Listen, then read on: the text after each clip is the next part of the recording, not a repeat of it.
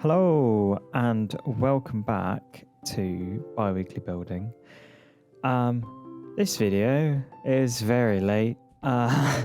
It's nearly a day late. It took a lot longer to make this than I expected it would, but it's finally here. And a bit of context. Usually I start with a blank field, a blank world. So why is there seemingly already a build here? So, over the past few weeks, sort of over Christmas break, I've been playing on a little server with me and some of my mates, and it's sort of inspired by the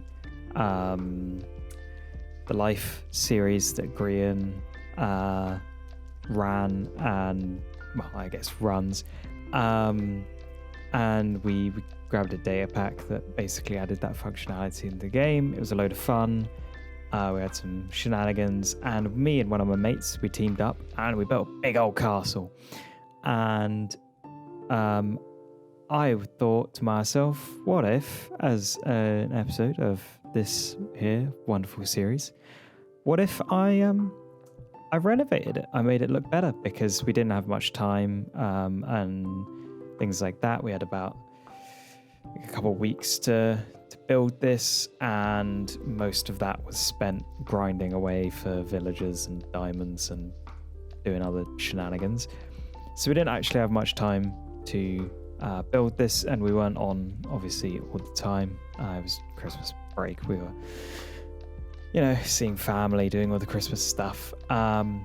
So for that reason, it was left pretty simple. The texturing is non-existent and the resources aren't very complicated. They're pretty easy to get, but we decided to focus on the shape more, creating a good shape. So I was like, well, what if for a video I did it up? So I've gutted the thing, teared out all the floors, and I'm replacing them now. I'm adding some more floors because I felt that the main central keep was maybe a bit too small. I had some reference photos that I sort of scribbled on and did some sort of just like, quick little sketches. Like, make that bit bigger and make that bit bigger and things like that.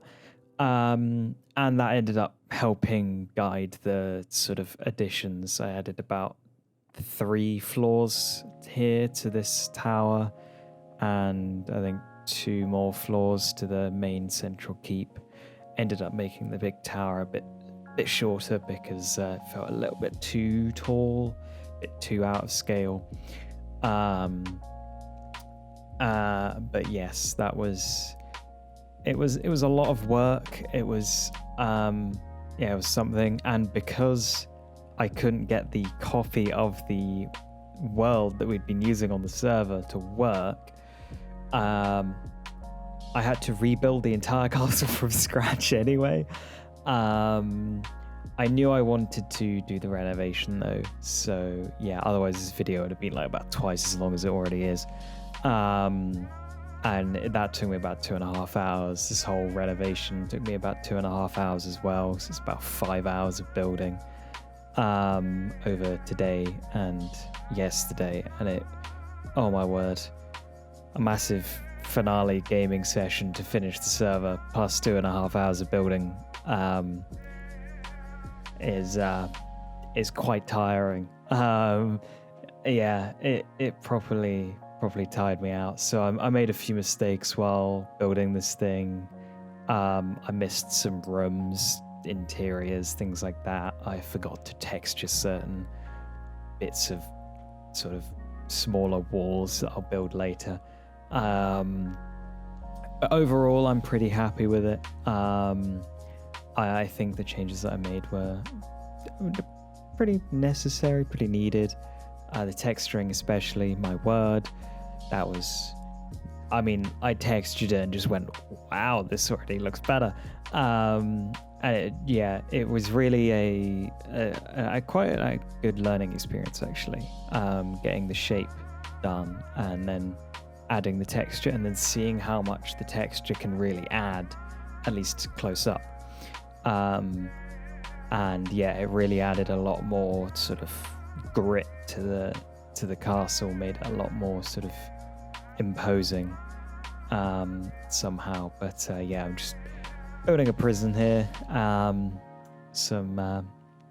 Well, I don't know. I'd rather not get demonetized. Let's not mention the name of this room. I'm pretty sure you can probably figure it out. It's a prison, medieval times.